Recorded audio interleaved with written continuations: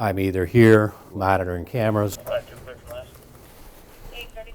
or I'm walking throughout the building, checking doors,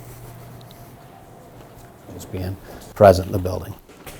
With the unfortunate rise of active shootings, school resource officers like Thomas Regan are now more prevalent in schools across the country.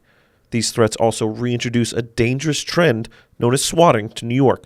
Central Square Superintendent Tom Calabufo breaks down exactly what it is. Swatting is usually a computer-generated false phone call or email that comes in to the school district saying that there is somebody in the school with a weapon.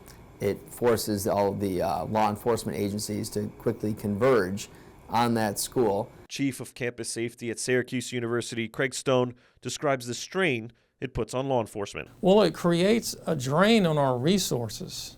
You know, your first responders, your dispatch staff, and it takes us away from a real problem. While this is happening nationwide, it's also impacting Central New York high schools. West Hill, it happened, and it happened in 8 other school districts in New York State.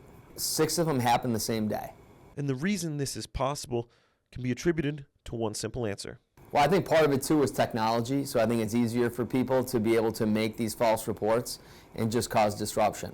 So I was reading actually an onboard that showed that the swatting calls that came in regarding West Hill actually originated in Canada. So it wasn't even in the United States. With the advancement of bots and artificial intelligence, swatting has now evolved and created new concerns for school districts.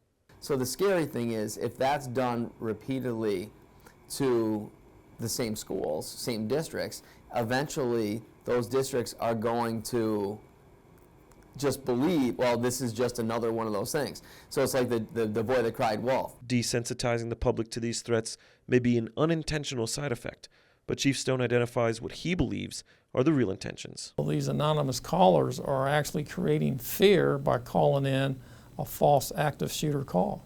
High school used to be about walking the halls, going to your locker and grabbing your book and heading to class.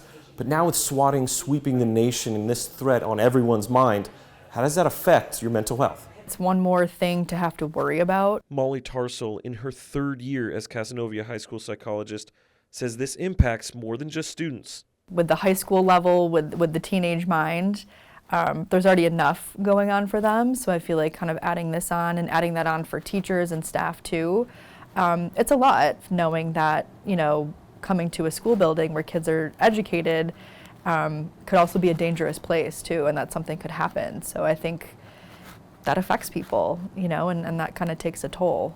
On the law enforcement side, Chief Stone has a message to those behind swatting threats.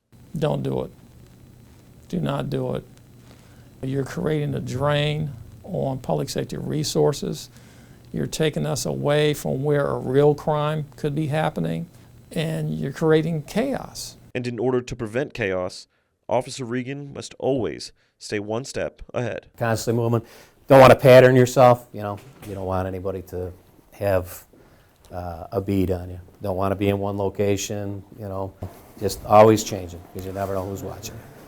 In Syracuse, Michael Villegas, NCC News.